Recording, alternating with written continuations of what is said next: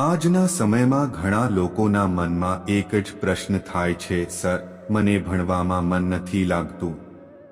મારે શું કરવું જોઈએ? અમે આ માટે કેટલીક બાબતો શેર કરીશું. મને ભણવામાં મન નથી થતું, મારે શું કરવું જોઈએ? આ પ્રકારના પ્રશ્નોમાંથી છુટકારો મેળવી શકો છો. છેલ્લા કેટલાક વર્ષો કરતાં ઇન્ટરનેટ ભારતમાં ખૂબ જ ઝડપથી લોકપ્રિયતા મેળવી રહ્યું છે. તેનું મુખ્ય કારણ ભારતની વસ્તી છે. અહીં લાખો નહીં પણ કરોડોની સંખ્યામાં બેરોજગારોની દુકાનો છે. પરંતુ આમ છતાં એક દિવસ મને કોમેન્ટ મળી કે સર, મને ભણવામાં મન નથી લાગતું. મારે શું કરવું જોઈએ? તમે જાણો છો કે મને ભણવામાં કેમ મન નથી લાગતું? અભ્યાસમાં કેવી રીતે ધ્યાન કેન્દ્રિત કરવું? તમે બધાને આ વિશે જાણ કરશો. જો તમે વિડિયો શરૂ કરતા પહેલા અમારી ચેનલને સબસ્ક્રાઇબ ન કરી હોય તો ઝડપથી સબસ્ક્રાઇબ કરો.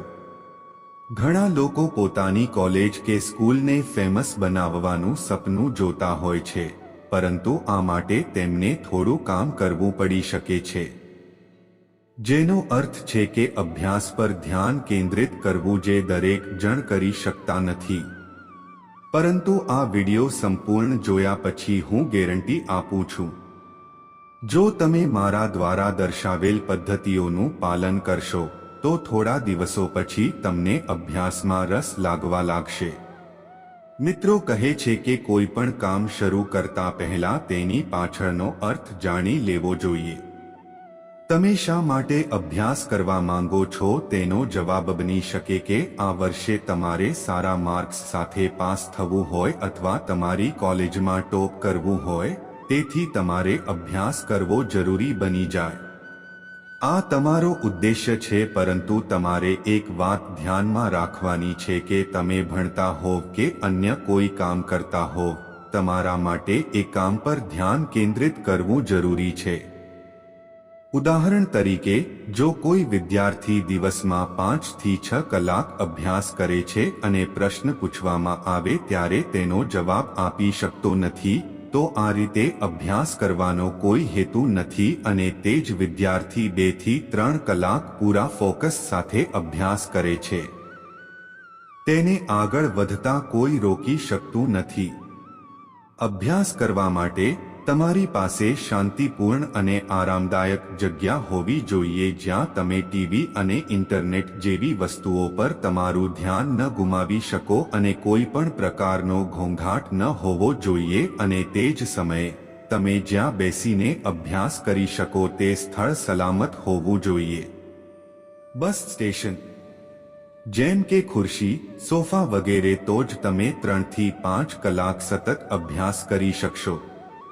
આ નાની નાની બાબતો અભ્યાસ માટે ઘણી ભૂમિકા ભજવે છે, તેથી એકાગ્રતા સાથે અભ્યાસ કરવા માટે આ બધું જરૂરી છે. ઘણા લોકો એવા છે જે અભ્યાસ કરતી વખતે આવતાજતા રહે છે કારણ કે જો તેઓ તેમની અભ્યાસ સામગ્રી તેમની સાથે ન રાખે તો તેઓ વચ્ચે આવતાજતા રહેશે. તેઓ પેન્સિલ, કાગળ, પેન, પુસ્તક વગેરે જેવી સામગ્રીની શોધમાં સંપૂર્ણપણે વિચલિત થઈ જાય છે, જેના કારણે તેમનો અભ્યાસ પ્રત્યેનો શોખ જતો રહે છે. તેથી જ્યારે પણ તમે ભણવા બેસો ત્યારે તમારે વચ્ચેથી ઉઠવું પડતું નથી, જેથી કરીને તમે અભ્યાસ પર ધ્યાન કેન્દ્રિત કરી શકો અને સારી રીતે અભ્યાસ કરીને જો તમે તમારી કોલેજમાં ટોપ કરવા માંગતા હો અથવા અભ્યાસમાં સંપૂર્ણ ધ્યાન આપવા માંગતા હો તો લક્ષ્ય પસંદ કરો. સખત અભ્યાસ કરો. ઉદાહરણ તરીકે, જો તમે કોઈ પણ વિષયનો વિષય લો છો તો તેના માટે લક્ષ્ય અને સમય નક્કી કરો. પૂર્ણ કરવાનું છે. આ રીતે જો તમે ટાઈમ મેનેજમેન્ટ કરશો તો તમે તે સમયમાં કામો પૂરા કરી શકશો અને તમારું લક્ષ્ય પણ પૂરું કરી શકશો. અને આનો એક ફાયદો એ છે કે તમે અભ્યાસ પર ધ્યાન કેન્દ્રિત કરી શકશો. આ વિકલ્પનો અર્થ એ છે કે જો તમે ઘણું કામ કરવાની અપેક્ષા રાખતા હોવ તો તમારે વિરામ લેવાની જરૂર છે. ચાલો એક ઉદાહરણ દ્વારા આને સમજીએ. જો કોઈનું કામ નિયત સમય પ્રમાણે પૂરું થાય તો 10 મિનિટનો આરામ મળે છે. અભ્યાસ કરતી વખતે આરામ કરવો જરૂરી છે જેથી તમારું મન આરામ કરી શકે અને આગળના અભ્યાસની તૈયારી કરી શકે. જો તમે 1 કલાક સતત અભ્યાસ કરતા હોવ તો ઓછામાં ઓછો 10 મિનિટનો બ્રેક લો. જો તમે ઈચ્છો તો તમે ઉપરોક્ત ચર્ચા કરી શકો છો અને ઉપરોક્ત મુદ્દાઓને સુધારી શકો છો. ઘણા લોકો અભ્યાસ કરતી વખતે સાંજે 6 વાગ્યે કોફી, ચા વગેરે જેવી ખાદ્ય વસ્તુઓનું સેવન કરવાનું મન કરે છે. પરંતુ આ બધા તમારા સ્વાસ્થ્યને અસર કરે છે અને તેની સાથે અભ્યાસ કરતા વિદ્યાર્થીઓ માટે પણ તે નુકસાનકારક સાબિત થઈ શકે છે. તેના બદલે ફળો અને તાજા ફળોનું સેવન ખૂબ ફાયદાકારક સાબિત થઈ શકે છે. અભ્યાસ કરતી વખતે ક્યારેક ફળ અથવા જ્યુસનું સેવન કરવું સારું માનવામાં આવે છે કારણ કે તે ફક્ત તમારા સ્વાસ્થ્યને સુધારે છે પરંતુ તમારા શરીર અને મનને ઊર્જા પણ પ્રદાન કરે છે. જો તમને તે વધુ પડતું ન લાગે, તમે અભ્યાસની આ પદ્ધતિ અપનાવી શકો છો.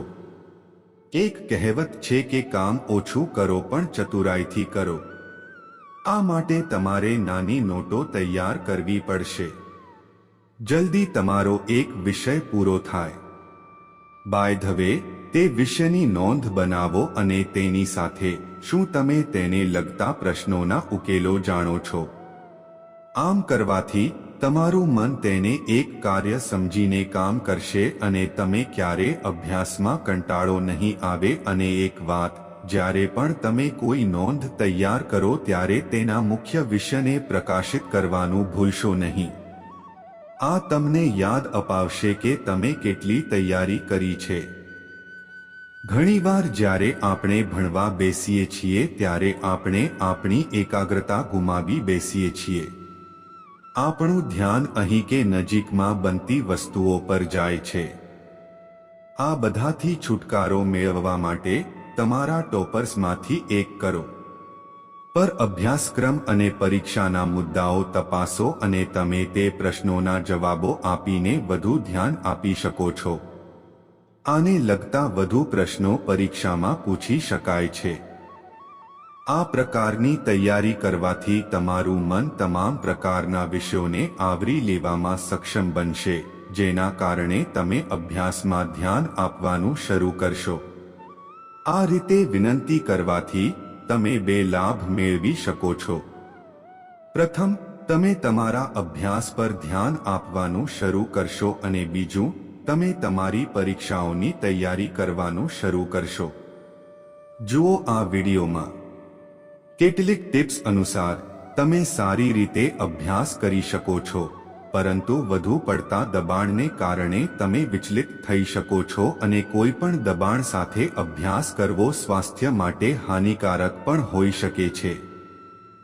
એટલા માટે શરૂઆતથી જ અભ્યાસ કરવો જોઈએ જેથી જ્યારે પણ તે આપણી નજીક આવે ત્યારે કોઈ પણ પ્રકારનું દબાણ ન આવે. આપણે બધા જાણીએ છીએ કે મોટા યોગ ગુરુઓ પણ ધ્યાન કરવાની સલાહ આપે છે.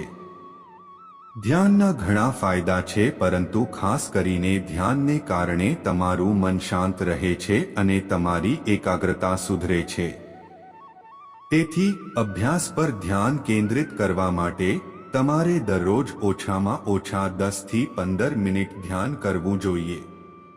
તમારે કોમેન્ટ સેક્શનમાં વાર્તા અવશ્ય જણાવો અને જો તમને ગમતી હોય તો આ ચેનલને અવશ્ય સબસ્ક્રાઇબ કરો અને નોટિફિકેશન દબાવો. ત્યાં સુધી આગળની વાર્તામાં ધ્યાન રાખજો.